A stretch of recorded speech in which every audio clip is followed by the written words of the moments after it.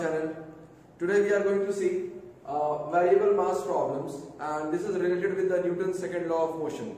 Normally up till class 10th we have seen that the Newton's second law of motion is known as force is equal to mass into acceleration. Force is equal to mass into acceleration. But then this has a greater significance, and that we come to know when we are studying the broader aspect of Newton's second law of motion. What is that broader aspect? We are going to see. Okay. According to Newton's second law of motion, the force applied on a body is directly proportional to the rate of change of its linear momentum. Okay. That is what the Newton's second law of motion says. Now, the linear momentum is nothing but the value of mass into velocity. Okay, whatever be the direction of velocity is going to be the direction of momentum. Okay, now if I differentiate momentum with respect to time, we'll get something like this.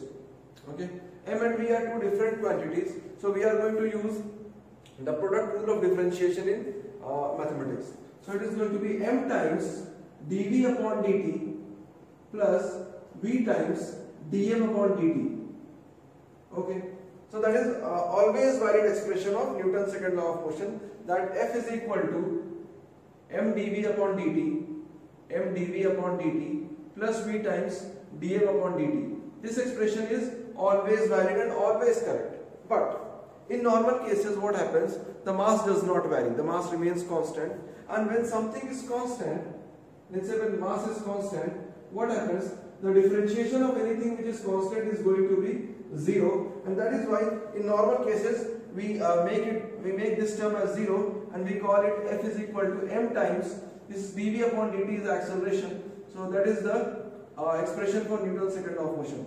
I mean, we have got this from this expression. But then if the mass is not varying, if the mass is varying, then this expression will hold. F is equal to m dv upon dt plus v times dm upon dt. Okay, so this expression is always correct, and mass varies. How do mass varies? We are going to see Einstein's equation also. It says that m is equal to m naught upon under root 1 minus v square upon c square. Okay, that means when a body is moving with a speed v, which is somewhat comparable to the speed of light, that is 3 into 10 to the power 8 meters per second. Okay, so what will happen is its mass will start to increase. Okay, the reason is if something comparable to v will, if something comparable to c will come, it will be, the denominator will be reduced by 1, and hence what will happen? The entire fraction will be increased, where m naught is the rest mass. M naught is the rest mass. So what happens?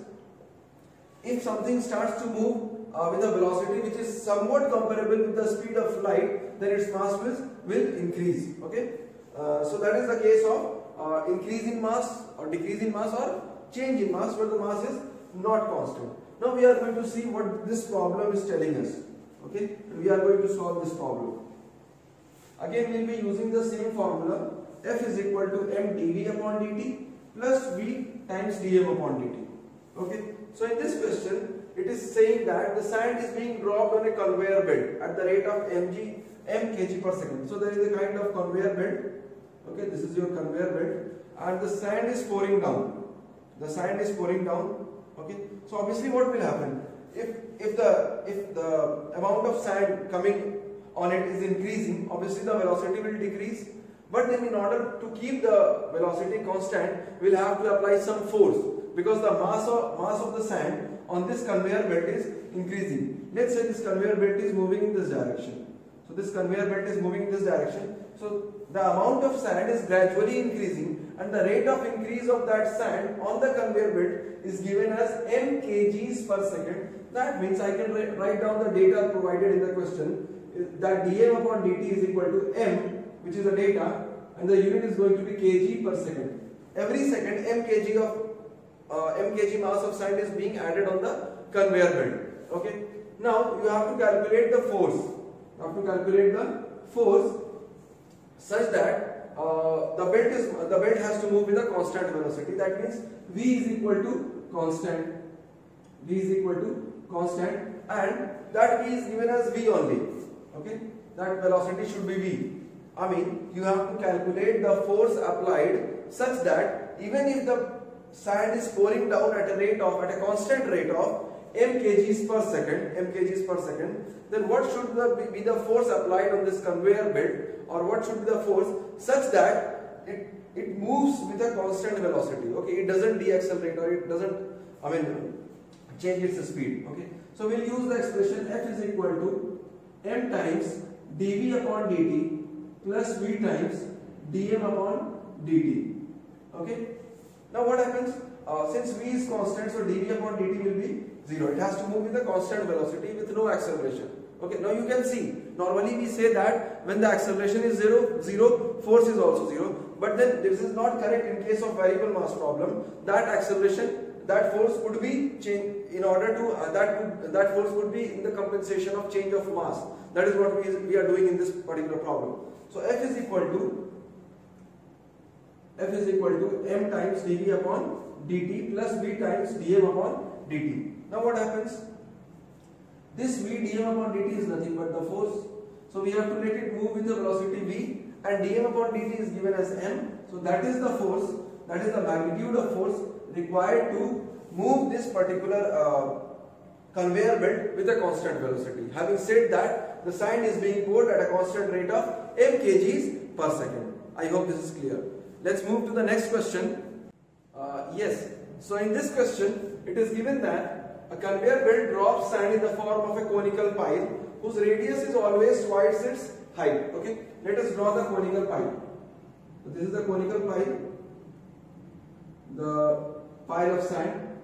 Let's say this is the height of the pile and this is the radius. Okay, and it is mentioned that the radius is always twice its height. So I am writing r is equal to 2h. Okay, that is what is given in the question. Okay, the sand falls at the rate of 5 meter cube per second. So rate of this is nothing but volume and this is time. That means it is given dv upon dt. Rate of change of volume is given in this question. Okay, so dv upon dt is given as 5 meter cube per second. Okay. Now they are asking how fast is the height increasing? I mean the rate of increase of height. That means they are asking dh upon dt. dh upon dt when the radius is 20 meter. They have given radius as 20 meter, and at this particular instant you have to find out the rate of increase of height. Okay, so this question is in variable mass or variable volume problem also, and you will find this question in class 12th application of derivatives also. Okay, when the volume is changing or when the mass is changing, when radius and height are changing, and radius and heights are dependent on each other, or certain parameters of a given shape is depending upon each other, so you can do this. So now we know the formula for volume of a cone, that is 1 by 3 pi r square h. Okay, now we have to find out dh upon dt. This is what we have to find out. So we know that r is equal to 2h in this particular case, so we are going to put the value of r in terms of h. So v will become 1 by 3 pi, in place of r I am writing 2h whole square into h. Okay, that means v will become 1 by 3 or pi by 3 simply, and it will be 4h cube, pi by 3 into 4h cube. So that is what I am writing.